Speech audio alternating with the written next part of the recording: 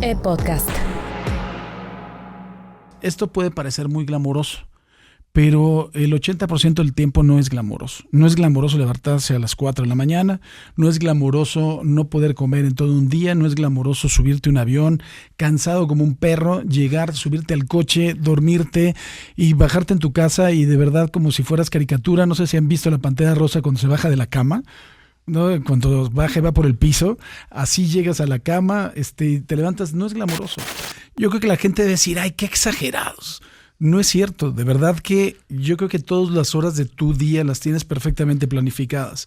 Y cuando viene algo que te saca de esa planificación, de verdad se vuelve muy complicado. Y la primera complicación es decidir si lo vas a hacer o no. O sea, esa es la primera complicación. Ya sea un desayuno, ya sea una entrevista, ya sea una conferencia. Porque de verdad, yo lo que he hecho es de verdad ser muy puntual y muy disciplinado. Bienvenidos al Rodcast, conociendo las personalidades detrás de los negocios con Rodrigo Pacheco. Pues la verdad es que estoy realmente muy contento. Además, para mí es un honor en este Rodcast que ya vamos pues cumpliendo un primer ciclo, y le pedí a mi amigo, colega, compañero Paco Sea que viniera a conversar. Como saben, este Rodcast pues busca hablar obviamente con un enfoque, porque es en el área en el que estoy, de empresarial, económico, pero sobre todo conocer personas muy interesantes. Y claro, Paco, gracias. Muchas gracias a ti, mi querido Rodrigo, es un honor para mí estar aquí con toda la voz medio amulada, con el aire acondicionado tan fuerte que hay, pero muy contento y sabes lo que se te quiere, lo que se te admira. Y es mutuo, mi querido Paco. Y voy a comenzar con algo, porque además los dos vivimos un poco a un ritmo de agenda muy intenso, y por eso doblemente agradecido que estés aquí, porque para nosotros cada hora es un bloque de trabajo, de ejercicio, de dormir o no dormir, de comer, etcétera, socializar. Voy a comenzar por preguntarte cómo gestionas tu agenda. ¿Cómo es tu agenda hoy? Porque, pues Paco, como saben, tiene un programa que empieza a las 5:50 de la mañana en televisión, y eso le pone la complejidad de que ya tienes que estar entero. Es decir, no es como otros trabajos en donde llegas y en lo que despiertas y te tomas un café y vas arrancando. Y tienes así hasta el infinito más allá. Fíjate que sí es muy complicado. La verdad es que sí ahí lo tenemos que reconocer los dos. Y cuando yo creo que la gente debe decir, ay, qué exagerados. No es cierto, de verdad que yo creo que todas las horas de tu día las tienes perfectamente planificadas. Y cuando viene algo que te saca de esa planificación, de verdad se vuelve muy complicado. Y la primera complicación es decidir si lo vas a hacer o no. O sea, esa es la primera complicación. Ya sea un desayuno, ya sea una entrevista, ya sea una conferencia. Porque de verdad, yo lo que he hecho es de verdad ser muy puntual y muy disciplinado. O sea, me paro todos los días 4:30 sí o sí. Ya tengo exactamente lo primero que hago es revisar el programa, reviso si tengo algún mensaje en la noche, alguna información importante, reviso ya el programa, hago mi editorial a esa hora también, me meto a bañar exactamente a las 5:20, salgo de bañarme a las 5:30, me subo al coche a las 5:40. Ya preparaste un día antes incluso lo que te vas a poner, supongo yo. Fíjate que eso no. Ah, qué interesante. Eso es una cuestión que siempre lo he hecho de cómo me siento ese día. Si tengo cosas que hacer que por ejemplo me demandan más comodidad, porque a lo mejor si me va a tocar vuelo, entonces lo que hago es ponerme unos pantalones que tengo que son una maravilla, que son de Lululemon, que parecen pantalones de vestir, pero que son como pants. Y que te los puedes poner con cinturón. Entonces eso lo decido en ese momento y de cómo me siento, incluso los colores, ¿no? Claro, para mí, y es que tiene su complejidad, y por eso a lo mejor parece algo muy superficial, pero pues es que estás en televisión conduciendo el principal noticiario de Grupo Imagen en televisión abierta, y eso por supuesto pues no es un asunto menor. Yo, por ejemplo, en mi caso lo tengo que preparar un día antes, porque a esas horas no puedo decidir nada. O sea, no estoy capacitado. Entonces o lo dejo armado o empiezo a ser muy lento para tomar decisiones. Y entonces pierdo mucho tiempo. Y como soy igual que tú, tengo de 5:20 a 5:30 para vestirme, sí, ¿no? Yo a esa hora, a las 5:30 es ya cuando hago la decisión, pero ya desde que me levanto como que voy viendo cómo me siento, recuerdo qué es lo que tengo que hacer y entonces con base en eso decido qué es lo que voy a poner. Si me voy a poner un traje es porque nada más voy a ir a hacer el programa de televisión, voy a tener la junta y me regreso a la casa, que regularmente esa es la otra parte. Regreso a la casa, le doy de comer a las perras, me preparo a desayunar y me duermo 1 hora. Desayunas, perdón, o sea, tu primer ingesta de... ¿Tomas alguna proteína o algo? O sea, no, antes de... ¿no? Fíjate que no. No, tomo café, tomo coca sin azúcar con café y tomo un electrolit sin azúcar. Tu estómago es fuerte. Sí, y una botella de agua. Bien. Todos los días es lo mismo. Oye, ¿y cómo gestionas la parte de la información? Porque es una pregunta que seguramente te hacen, me la hacen a mí, y es, ¿cuál es tu flujo de insumo de información? Porque si vas a entrevistar a un gobernador, al presidente, ahora la presidenta virtual electa, vas estructurando, digamos, ya tienes una estrategia de entrevistas, es feeling porque tienes mucha masa crítica de información. Uh-huh. ¿Cómo funciona para ti? Eso es importante porque con esa masa crítica la verdad es que ya te falta un pedacito muy chiquito de la información. O sea, si vas a hablar con Claudia Sheinbaum, tienes el antecedente, yo creo que desde que era secretaria del Medio Ambiente de la Ciudad de México, y tienes desde ahí. Y la verdad es que tengo una extraordinaria memoria, y eso le tengo que dar gracias a Dios y a mis papás, pero eso realmente tengo una extraordinaria memoria, entonces te falta un pedacito de información. Quizá lo que me faltaría hoy, si me dicen la tienes que entrevistar ahorita, es lo que va a suceder a las 11 de la mañana, que va a nombrar un miembro más de su gabinete, que no ha dicho a quién, pero esa sería la última parte de la información.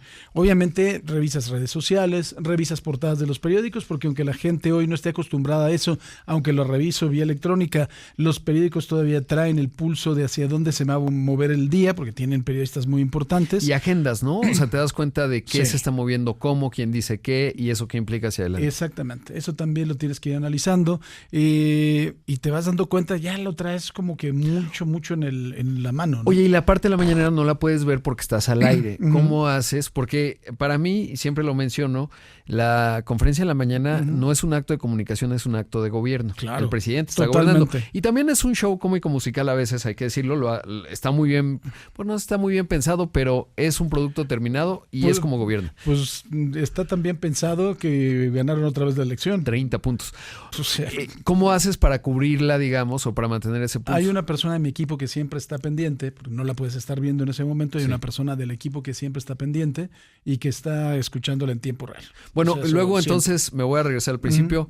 Ya desayunas, tienes que esperar para poder entrenar porque es clave hacer ejercicio para ti. Sí, claro. Y eso cómo ocurre, digamos, y luego cómo regresas y tal. Mira, desayuno, después de desayunar, me duermo, trato siempre de dormirme 1 hora, que me es maravilloso, de verdad reparador. A esa hora, aproximadamente 10:30, bajo a hacer ejercicio, de 10:30 a 12, subo y siempre a la misma hora. O sea, es que eso es una de las cosas.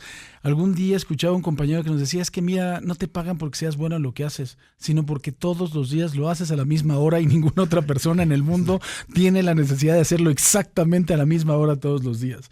Y sí, después me baño, vuelvo otra vez a vestirme y vengo aquí a hacer radio. Ya obviamente, pues ya traes el pulso de todo lo que viviste en la mañana, ya sabes hacia dónde se van a mover las cosas, salvo que haya pasado alguna cosa muy particular. Y termino el noticiario de las 3 y de ahí regularmente, casi diario, tienes una comida con diferentes actores, ya sea políticos, amigos también, ¿no? Porque de repente tienes ahí o tienes a lo mejor una conferencia en la tarde, tienes un evento, una presentación.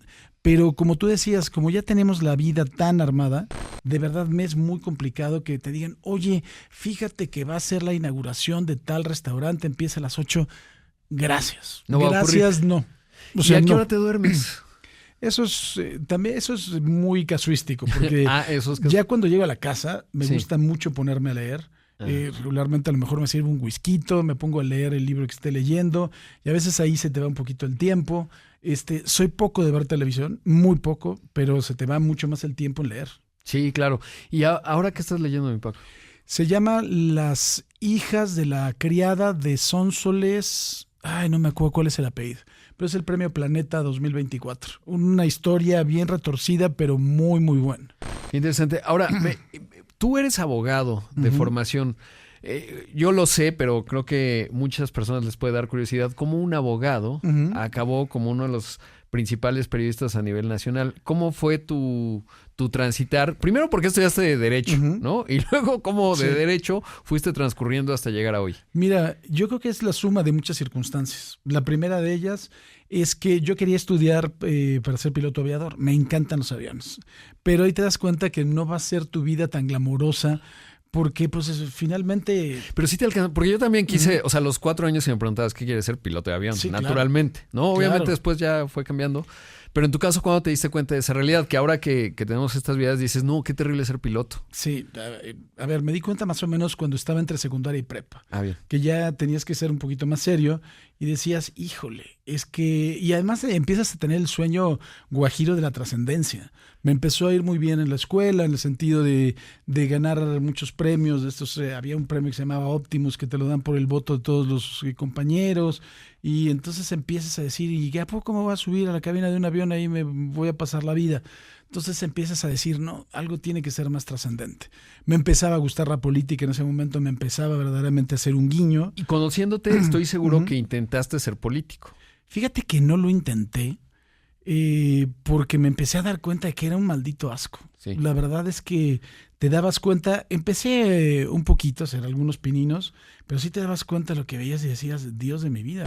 O sea, estos señores sí están idiotas. O sea, no son de ahora. Los políticos no han sido o no idiotas o cínicos desde antes. O sea, había Marquitos, Cortés. ¿Y esos años de Alditos. qué año estamos hablando? 1986, 1987. Claro. O sea, era la hegemonía del PRI, básicamente. No es Sí, como sí, ahora. sí, claro. Y entonces, si uno se acercaba a los partidos políticos, era uno, el PRI, Claro. y había que ver con qué facción dentro del partido. No, tenías que tener un amigo que fuera político, el amigo del amigo, para que te metiera a trabajar y para que te dieran Y chance. nunca llegaste a eso, o sea, nunca llegaste a trabajar en algún aspecto del partido. Cosillas ahí, la verdad, muy intrascendentes. Y abogado, y es que lo digo porque obviamente cuando uno piensa en trascendencia, en México, en esos momentos, después ya se hizo economía, ¿no? Y esas cosas, pero yo estudio Derecho, me meto a la política y soy trascendente, ¿no? Así es. Eso es lo que y veías. tuvimos varios presidentes que fueron abogados. Pues casi la mayoría. Casi la mayoría. Y entonces, ¿fue eso lo que te llevó a Derecho? Te voy a decir, con los Legionarios de Cristo, que tienen muchas cosas, o sea, y muchas porquerías, también creo que tienen muchas cosas buenas. Dentro de esas cosas buenas estaba un poquito el acercarte a la realidad del país. A la realidad del país, por ejemplo, están muy preocupados del avance de los testigos de Jehová. Entonces organizaban misiones, que hoy en día estas misiones son pues grandes festivales, pero en aquel entonces a mí me tocó ir con 8 compañeros. Me acuerdo la primera vez fue Ixtapas y Guatanejo, en donde había un avance muy importante de los testigos de Jehová, a ir casa por casa, en las zonas más jorobadas de Ixtapa. Y ahí, lejos de que, mira, a mí no me preocupaba el avance de los testigos de Jehová, me preocupó lo que vi, las condiciones en las que la gente vivía, que además de todo eran precisamente por eso muy susceptibles a que alguien llegara a venderles otra ideología religiosa.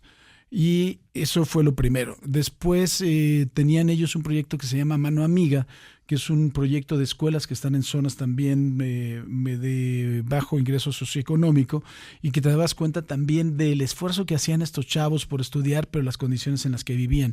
Y eso trae aparejado otros problemas verdaderamente injusticias que tienen que ver con que no tiene escriturada la casa y se las quitaron, con que hay una persona de su familia que está injustamente en la cárcel porque fue acusado de tal o cual cosa, y entonces empezó también a despertar una vena en mí en materia de justicia. Yo me acuerdo que cuando iba a estudiar Derecho, había un rector, bueno, el director de mi escuela, que era el padre Méndez, que me llevaba muy bien con él, y él se fue de rector de la Universidad de Anáhuac del Sur. Entonces le dije, voy a estudiar Derecho, ya lo decidí, pues vente para acá. Y estaba el Mauricio Oropesa, de director de la Facultad de Derecho. Y fui a hablar con él era magistrado del Tribunal Superior de Justicia, y le dije, a ver, ¿cuáles son tus razones para estudiar Derecho? Y le aventé un rollo sobre la justicia, pero bueno, que casi termino llorando, y él también. Me dice, ¿sabes qué? No desperdicies tu talento estudiando aquí, en la Anáhuac. Vete a la libre, yo te consigo que entres. Y no me dejó estudiar en la Anáhuac.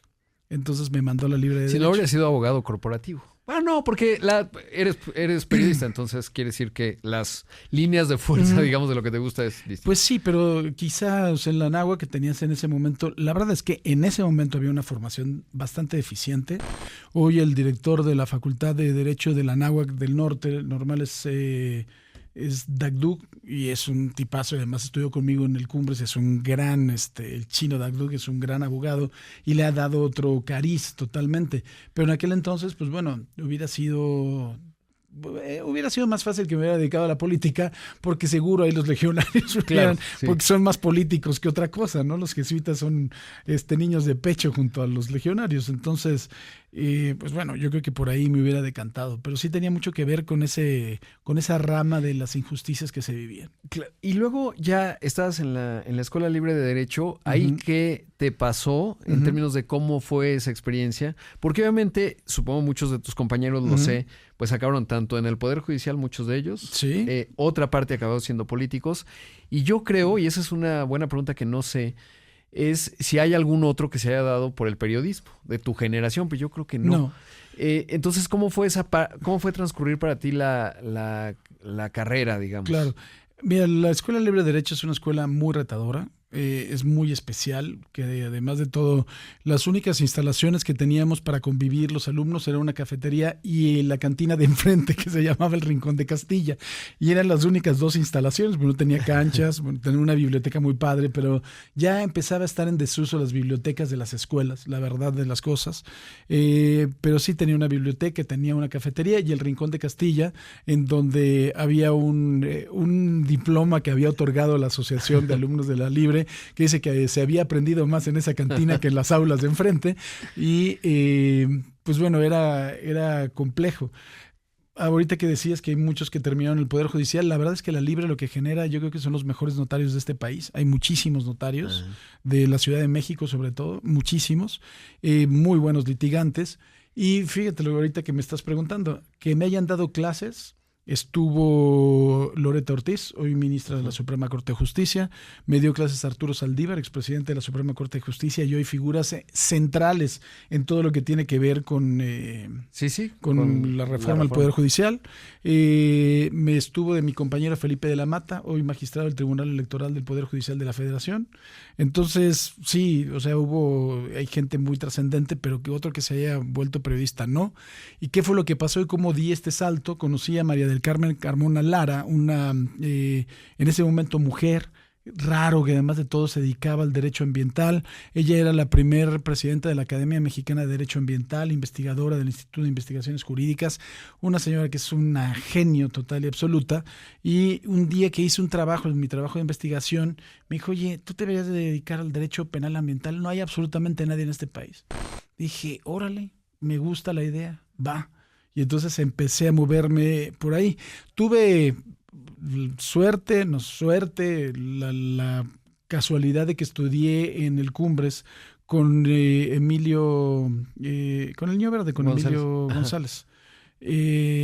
Jorge Emilio González, y Jorge me invitó amablemente porque él fue muy chavo, presidente de la Comisión de Medio Ambiente de la Cámara de Diputados, y se estaban elaborando los delitos en el Código Penal Federal en materia ambiental, los primeros.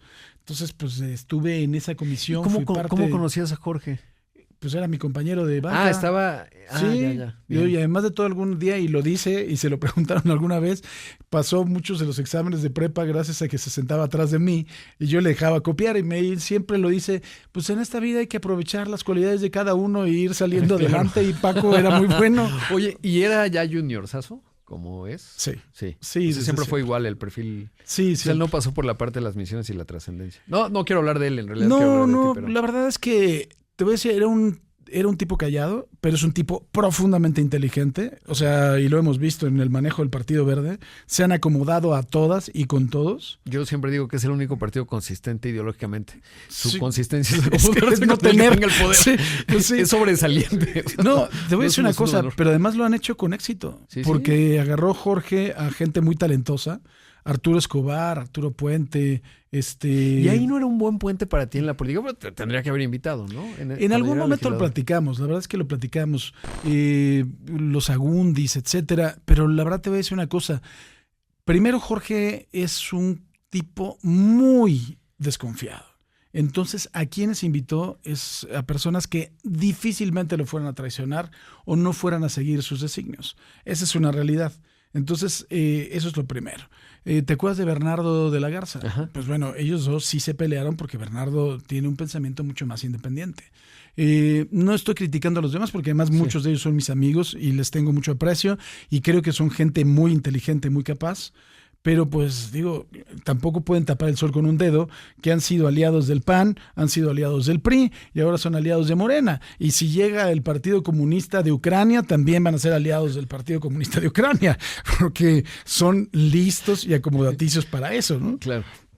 Oye, y bueno, y entonces ya estás en la parte ambiental, ayudas a formular leyes desde el punto de vista de la dimensión. Exactamente. Y por ese expertise me contrata el Centro Mexicano de Derecho Ambiental, WWF y Greenpeace para un caso de la ballena gris en Baja California, que era una extensión que querían hacer de ESA, que es exportadora de sal, una salinera, la que acaba de comprar Andrés Manuel López Obrador, no sé con qué lógica, pero la acaba de comprar el 100%, cuando tenías el 51% y el manejo del Consejo de Administración. Lo hemos platicado en otros momentos, ahí hay algo Pues raro. sí, la verdad es que no lo entiendo, pero bueno.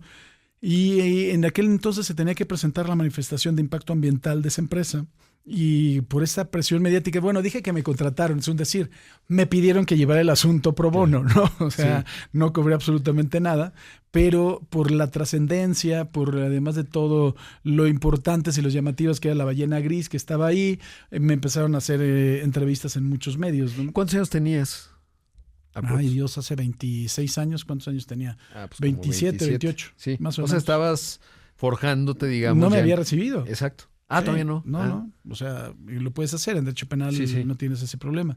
Pero apenas estaba estudiando. Y entonces eras defensor, o sea, eras vocero de la Defensoría de las Ballenas. Era uno de los voceros. Estaba yo y Homero Arizquis. Me acuerdo perfecto de vocero. Y Gabriel Calvillo, que fue presidente de Greenpeace y ahora es presidente del Poder del Consumidor. Ajá, claro. Que también, pues, él es un activista profesional que se puede ir del medio ambiente al consumidor. Y lo hace muy bien, ¿no? Sí, yo le llevo a entrevistar. Es interesante. Y entonces, cuando dabas las entrevistas, ahí te das cuenta de que tenías muy buenas capacidades para ello. No, yo no me di cuenta de eso y la verdad es que no tenía ni la menor intención. Quien se dio cuenta de eso fue Fernando Howard, que estaba ahí en Televisa Radio, y Eugenio Bernal, que era el presidente de Televisa Radio. Y cuando escucharon la entrevista me dijeron, oye, ven más seguido y vente más para acá. Empecé a ir 3 veces a la semana, hasta que se fue el conductor del programa y me dijeron, oye, pues te lo vamos a dejar a ti. Fernando del Rincón. Que estaba ahí en Duro y Directo, creo, ¿no? El de los tirantes. Qué interesante. Y a ver, eras abogado. Ya 27 años, estabas muy joven. Y gasolinero, Y gasolinero, porque además hay que decir que tu papá era empresario, un buen empresario. Eso pues ayudaba, digamos, a la otra parte porque no tenías esa presión. Por eso podías llevar un caso, ¿no? Y no tenías la presión de, bueno, pues, ¿quién me va a pagar? Te he de decir que en ese momento mi papá y yo no teníamos tan buenas relaciones. Él quería que yo me dedicara a ser gasolinero. Entonces, así que digas, uy, aquí está la cartera, no. Entonces, pero en ese momento le dije, oye, pues vamos a tratar de trabajar. Fue un momento en que Petróleos Mexicanos, no sé si te acuerdas de la fuga de gasolina que hubo, bueno, primero la de Guadalajara, que fue una tragedia, pero que no tenía que ver con gasolineras, pero hubo una en el eje de Baja California y Cuauhtémoc, que llegó la gasolina debido a una fuga en una gasolinería a la estación del metro, que está ahí, que es la Centro Médico.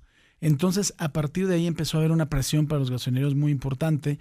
Se había creado protección civil, entonces te iban a revisar con un explosímetro, a ver cómo estaban las cosas. Y las instalaciones, la realidad de las gasolinerías eran instalaciones muy viejas y que no se habían remodelado en el tiempo, y además con una tecnología en donde no tenías estos tanques de doble pared, no tenías un aparato que se llama el Bitterroot, que te detecta una fuga y que te dice cuántos litros tienes, no tenías recuperación de vapores. Entonces fue un momento en que empezaron a atacar mucho a las gasolinerías.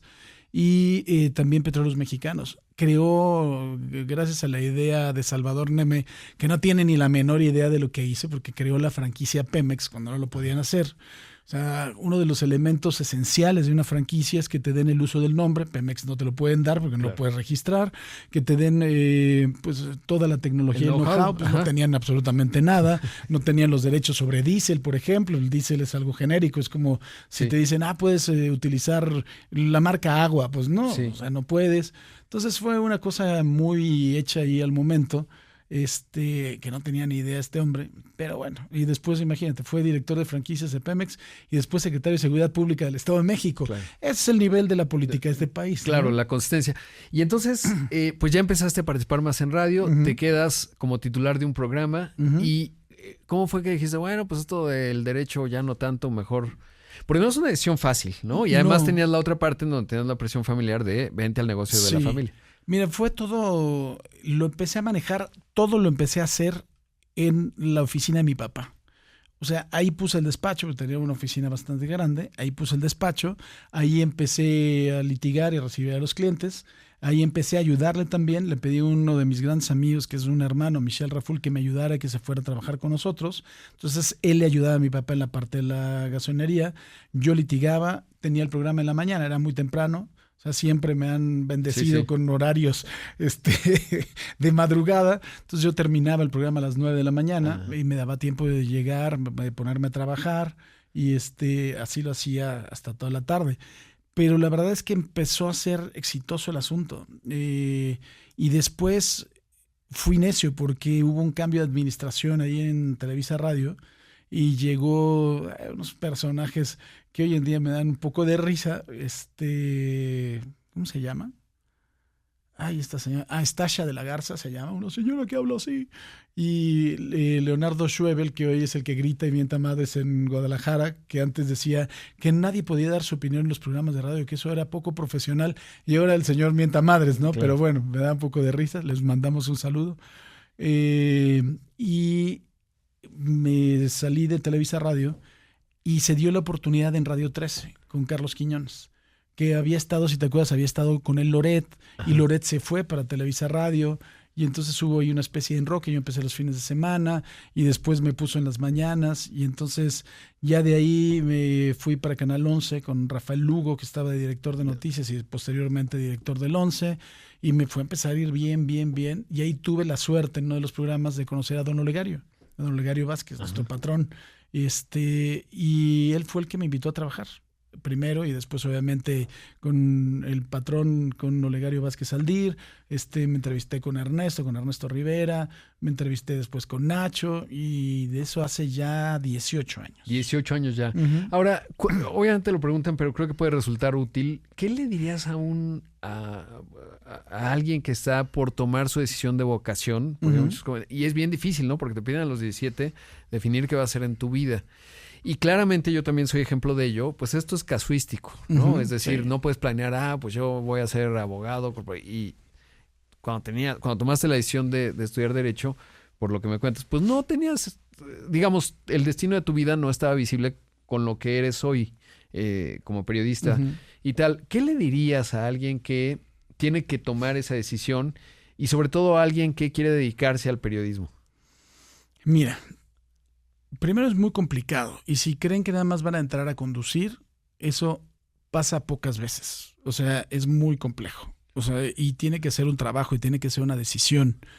Segundo, yo lo que sí quiero que crean y que vean es que tienen que estar dispuestos a muchas cosas. Esto puede parecer muy glamoroso, pero el 80% del tiempo no es glamoroso. No es glamoroso levantarse a las 4 de la mañana, no es glamoroso no poder comer en todo un día, no es glamoroso subirte a un avión, cansado como un perro, llegar, subirte al coche, dormirte y bajarte en tu casa y de verdad como si fueras caricatura. No sé si han visto la Pantera Rosa cuando se baja de la cama, ¿no? Cuando va por el piso, así llegas a la cama, te levantas. No es glamoroso. O sea, glamoroso es realmente lo que puedes hacer y lo que puedes cambiar de las vidas de la gente. ¿Por qué? Primero, informándoles para que tomen buenas decisiones. Segundo, a veces también tomando partido de casos que son tremendamente injustos en este país.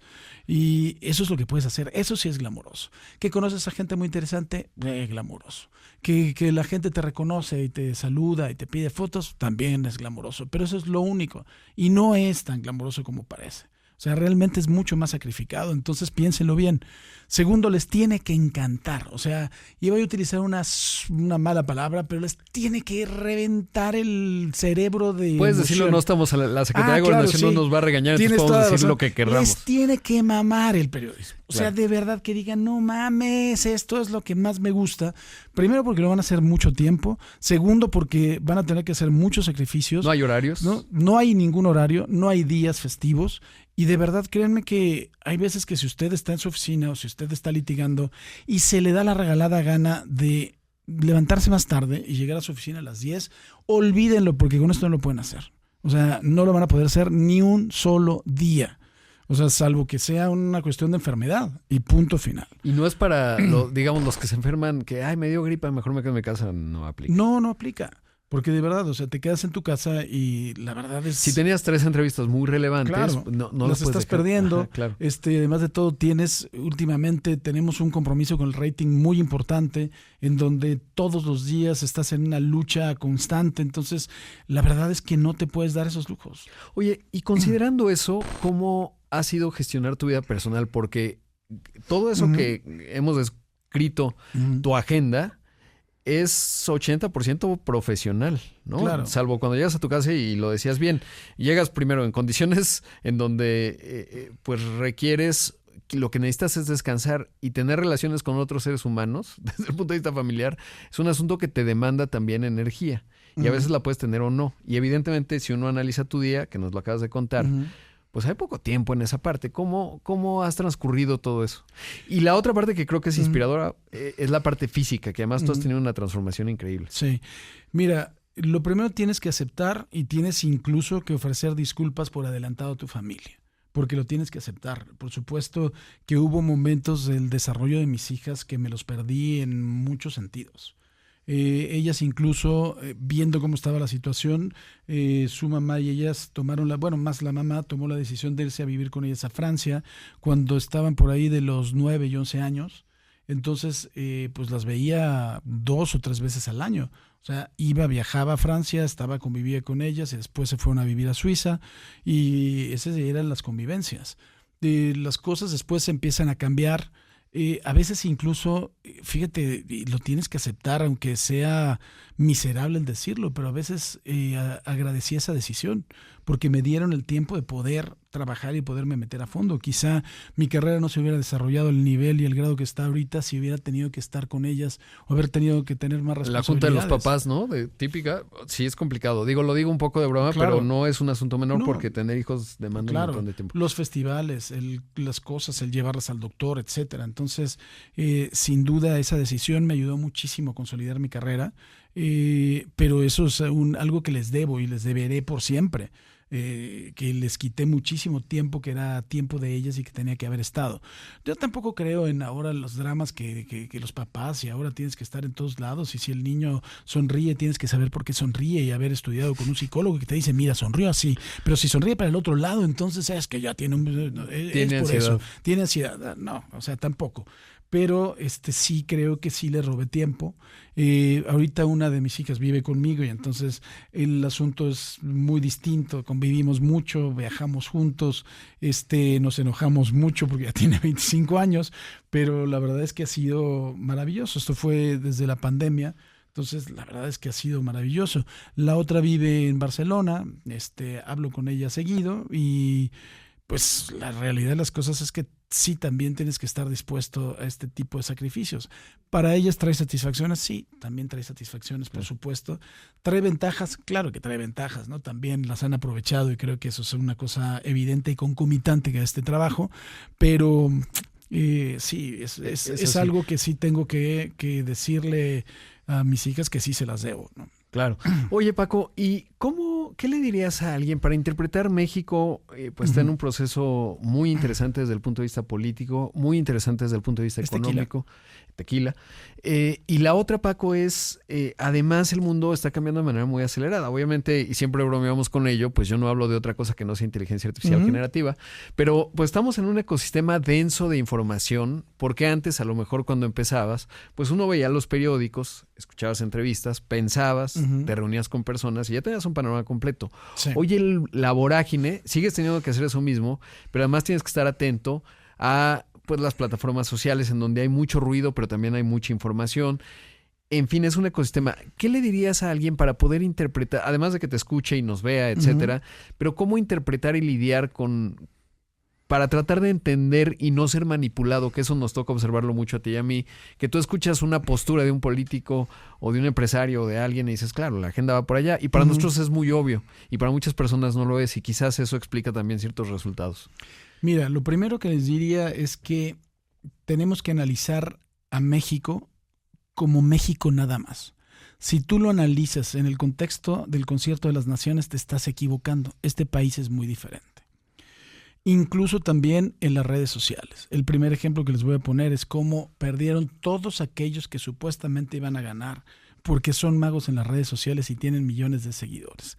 En México no funciona así. No sé si les quedó claro. O sea, además de todo, si ves la actividad, por ejemplo, que tuvo Xóchitl Gálvez en redes sociales en contra de la actividad que tuvo Claudia Sheinbaum, fue fácilmente 2-1, que para el nivel de impactos, para el nivel de mensajes que se manejaron en estas elecciones, es brutal, 2-1, y no sé si a lo mejor hasta 3-1, y estoy hablando de la cantidad de mensajes y además de todo del dinero gastado. Entonces, con base en ello, tenemos que pensar en este país. Si no entendieron nada, si no entendieron que este país todavía no se maneja por redes sociales, que por supuesto para los negocios, para el público target de este podcast, claro que hay que estar en inteligencia artificial, hay que estar, por ejemplo, en lo que hoy o lo que ayer dijo Elon Musk, en donde él ve un mundo con mucho más robots que seres humanos. Claro que hay que estar en eso, lo que platicabas también, por ejemplo, ayer, de la automatización de las cadenas de producción. Claro que hay que estar en ello, porque finalmente eso te hace competitivo a nivel mundial. Pero a nivel social y a nivel político, este país se maneja aparte. O sea, demostró López Obrador que es un genio con este ejercicio de comunicación que tiene, que es un genio para comunicar y que además de todo los mensajes que le llegan a los mexicanos tienen que ser de una simpleza profunda. ¿Qué es lo que vimos también ayer? La OCDE reveló su encuesta de confianza en los gobiernos y resulta ser que México, de la OCDE, no estoy hablando de los países, de las democracias bananeras que están para abajo del país, de la OCDE, México es el tercer lugar en confianza en su gobierno, en donde además de todo el reactivo más alto fue la integridad, con más de 65% de la opinión de los mexicanos. O sea, ¿ya la entendieron o no? No lo hizo Latinus, no lo hizo Roy Campos, no lo hizo más que la OCDE, que por supuesto para ellos son herramientas muy importantes para toma de decisiones y para poder poner sobre la mesa políticas públicas. Esto quiere decir que eso que ha hecho el presidente es efectivo, porque además de todo reiteró la popularidad que tiene, cosa que nunca había pasado, que a 3 o 4 meses de que termine su gobierno está arriba del 65% de popularidad. Yo creo que es históricamente es el presidente más poderoso de la etapa posrevolucionaria. O sea, no ha habido un presidente que cierre tan fuerte, digamos. Yo creo que es el presidente más peligroso también por eso, y qué bueno que se me estaba cuatrapeando, y poderoso, sin duda, pero eso conlleva un peligro, porque evidentemente están las tentaciones del absolutismo. Y coincido contigo en esa complejidad de México. Creo que el mundo también la comparte, pero porque vivimos en un país cuya estructura económica hoy está vinculada a la manufactura particularmente, un país en unas áreas sofisticado, un país integrado, al menos un país grandote, y al mismo tiempo un país muy analógico, ¿no? Por lo que mencionas. Y un país que se ha transformado desde el punto de vista tecnológico. Hoy justamente platicaba, bueno, recientemente, porque saldrá este podcast en algún momento, pero en términos de que hoy hay prácticamente 97 millones de mexicanos que tienen una pequeña computadora conectada a internet, que es un teléfono celular, y que los precios mensuales prepago, por 200 pesos ya puede estar súper conectado. Y eso te lleva a un mexicano que tiene hoy una computadora, que eso te da un montón de prestancias, y al mismo tiempo, como lo mencionas, yo tiendo a pensar, porque de repente, y coincido contigo, hay que tener mucha claridad, particularmente en este momento, ¿cuál es el diagnóstico que nos dan las urnas? Yo estoy muy seguro que las personas no son tontas. Creo que los mensajes simples en todo el mundo tienen mucho eco, pero mensajes simples que están detrás de o que están vinculados o sostenidos por autenticidad, porque la gente también es muy lista y se da cuenta cuando el político engominado, cuando la política que se disfrazó de indígena, no lo digo por Xóchitl porque tiene su origen, lo digo en general porque no lo puedo observar. Pero eso es lo que parecía, ¿no? Sí. Y entonces la gente en 3 segundos se da cuenta. Y algo que ha tenido Andrés Manuel López Obrador como presidente y como político es muy auténtico. A veces hasta por diseño, ¿no? Porque y ha sido consecuente. Muy consistente, sí. La verdad es que, perdón, o sea, al principio es que mira cómo se vestía Peña y mira López Obrador, así se ha vestido siempre, no cambió su forma de vestir. Y eso es congruencia. Y la gente finalmente, eso es a lo que le hace caso, a la congruencia.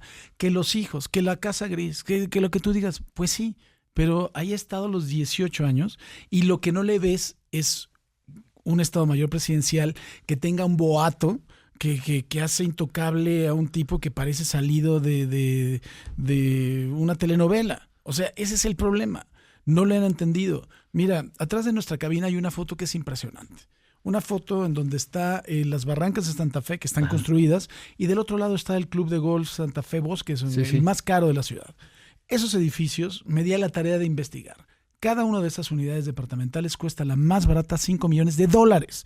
O sea, estamos hablando de 100 millones de pesos. O sea, más o menos. O sea, de ese nivel estamos hablando. Bueno, menos de 100 millones, pero por ahí. Y del otro lado, y en ese club, en todo, hay 1,500 creo que son 1,500 unidades en todo el club.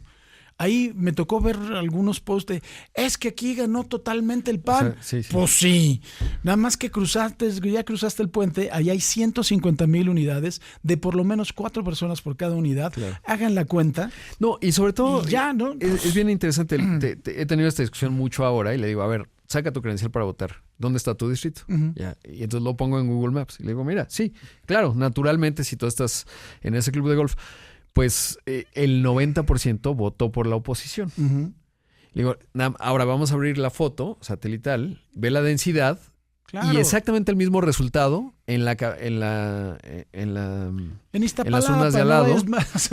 Pero incluso como bien lo dices, a 5 cuadras de donde tú vives es otra realidad totalmente distinta. Y a veces 5. Y ese es México, ¿no? Sí. Lo que mencionas, porque ahora que a los dos nos encanta viajar, ahora te voy a preguntar cuál es la pregunta típica, pero una cosa que veía, por ejemplo, tanto en la Argentina como en Turquía, es que esos contrastes no son tan visibles. Solo los he visto en Guatemala, en Perú, en Colombia no he ido. Pero, por ejemplo, en Argentina, la vasta clase media está muy degradada, pero se ve más o menos consistente. Sí ya tiene, obviamente, zonas tipo como las que tenemos en México, pero no vienen de ahí. Y Turquía me sorprendió totalmente porque tú no ves en Istambul a una persona pidiendo dinero en la calle como lo ves aquí en México. Tú estás en las lomas o en la zona, las alcaldías más prósperas a nivel nacional y vas a ver a alguien en la esquina vendiendo chicles o un niñito de 6 años, a lo mejor explotado, a lo mejor no, pero en una situación eso no ocurre y no es normal. Y eso te das cuenta cuando viajas. Pero esa es una reflexión mía, mi Paco. Pero abonando a lo que dices en términos de la complejidad de un país como el nuestro.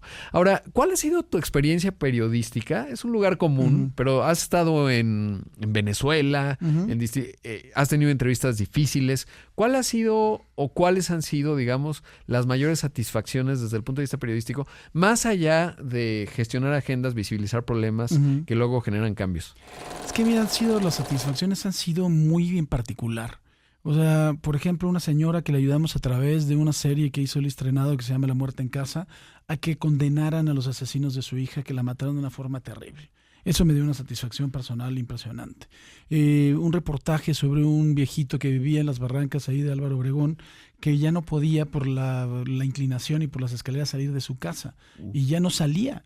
Y entonces estaba ya su salud muy deteriorada y le construyeron una casa en otro lugar, lo sacaron de la barranca. Si me hablas de satisfacciones, esas son las satisfacciones. Haber cambiado la vida de muchas personas, gracias a Dios, gracias a este trabajo.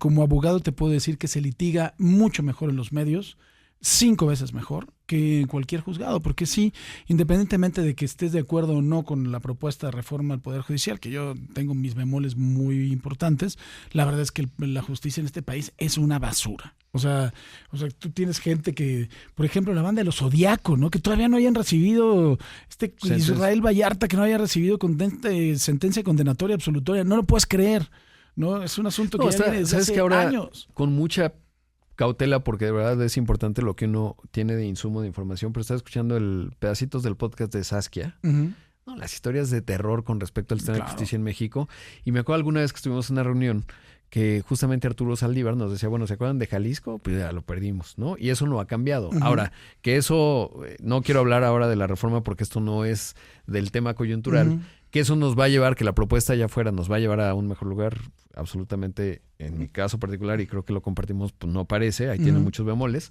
pero me quiero ir a otra parte ya. Entonces vimos cómo ha sido tu historia, cómo gestionas tu agenda, la parte personal que implica grandes sacrificios, cómo gestionas tus finanzas, que ese es un aspecto bien interesante, porque de verdad, pues traes una agenda intelectual en términos de ejecución, y a veces no da tiempo, ¿no? ¿Cómo es esa parte y cómo has navegado?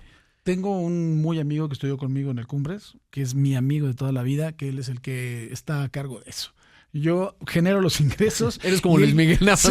Ojalá no toque no, este sí es muy bueno. La verdad es que sí es una persona muy cercana y él es el que gestiona las finanzas y ha hecho ese trabajo. Yo genero los ingresos y esos ingresos él se dedica Tú das los conciertos y exactamente. Él hace la disquera. Sí, es correcto. O sea, digo, por supuesto que puedes hacer cosas, ¿no? A través de las aplicaciones y tal, que eso a mí me lo ha facilitado mucho. Y hay un par de instrumentos que los hice a través de aplicaciones. Un fondo de retiro de los comerciales, otro también que tiene que ver con BBVA. Y eso es lo que yo tengo, lo que puedo hacer todo el tiempo. Pero ya una cosa más compleja se encarga mi amigo. Ya por último te voy a sacar de tu zona de confort. Es algo que nunca te he preguntado, ni he visto que te preguntes. Somos amigos, entonces, y además compartimos una agenda intensa a veces. Bueno, últimamente ya no nos habíamos visto tanto, pero de verdad le digo a las personas que escuchan este podcast que me ha tocado llegar a lugares 9 de la noche en calidad de trapo. Bulto, ¿sí? Y me dices, vamos a cenar. Y cenas y al siguiente día estás más que entero, como siempre. Pero Paco, ¿qué hay de tu parte? Eso nadie te lo ha preguntado. Y yo no soy la persona que pensaría que te lo iba a preguntar, pero la parte espiritual, ¿cuál es tu relación, digamos, con la parte intangible? Mira, es muy complejo. Me estás haciendo una gran pregunta y es una cosa muy compleja. Primero, te tengo que hablar de la evolución que esto ha tenido. Estudié con los Legionarios de Cristo. Entonces, era más mocho que la mochez. O sea, el Papa se quedaba corto. Iba a ser padre. En algún momento yo creo que sí, todo el mundo en el CUMS todo el mundo lo pensamos. Después me di cuenta, la verdad, con ¿cómo te podría decir? Con picardía o con mala intención. Si le decías a los curas que querías ser padre, te trataban mejor. Entonces, por supuesto que ya cuando por supuesto ya en ese momento ya no quería, pero les decía, sí, claro, hombre, no tengo una vocación del tamaño de una catedral, ¿no? Sí, puro cuento, la verdad es que no. Pero sabías que tenías ciertos privilegios, entonces te aprovechabas de eso. Entonces, la verdad es que fui forjado en el terrible miedo a irte al infierno que te ponían los curas, ¿no? Y que eso, además de todo, era la puerta de una manipulación tremenda. Manipulación que terminó en la violación de muchos de mis compañeros, ¿no? Entonces, para que más o menos le vaya viendo al asunto. En segundo lugar, después te vas dando cuenta cómo, pues, todo eso está... Yo sé que además de todo ha habido y me tocó padres que les tengo un cariño impresionante y que además de todo fueron grandes forjadores de mi carácter y de mi vida, pero después te das cuenta de que esto estaba basado en una gran mentira. Entonces eso te tumba de alguna forma. ¿Y en qué momento tienes esa reflexión?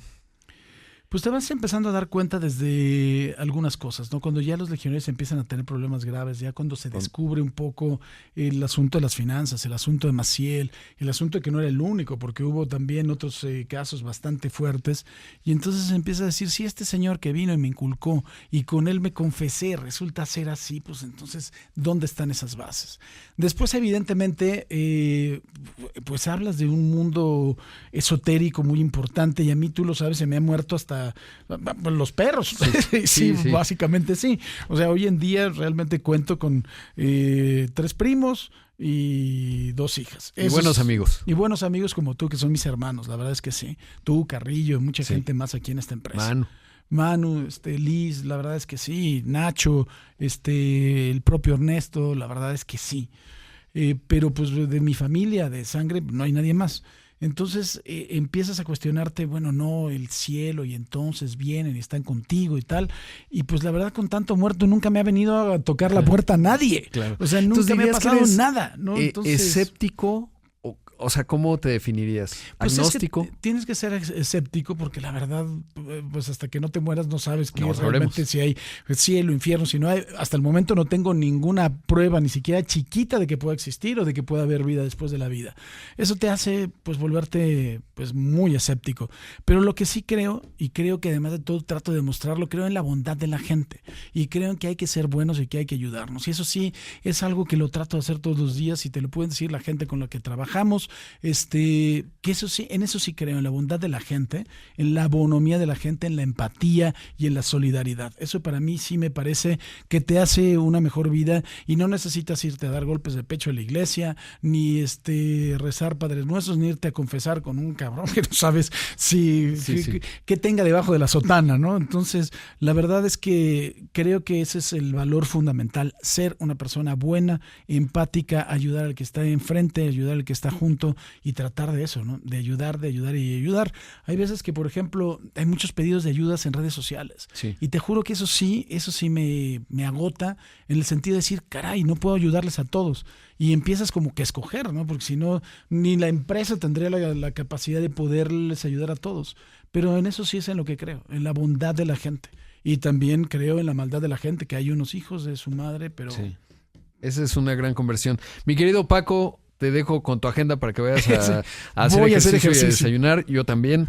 Muchísimas gracias, de verdad. Te aprecio mucho, eres un gran amigo. Es igual, te quiero. Y gracias por estar aquí en este Rodcast. Te quiero mucho. Gracias yo también. Ro. Gracias. Los podcasts son como del 2019. Lo de hoy es escuchar el Rodcast con Rodrigo Pacheco. Esta es una producción de Excelsior Podcast. Derechos reservados. México 2024.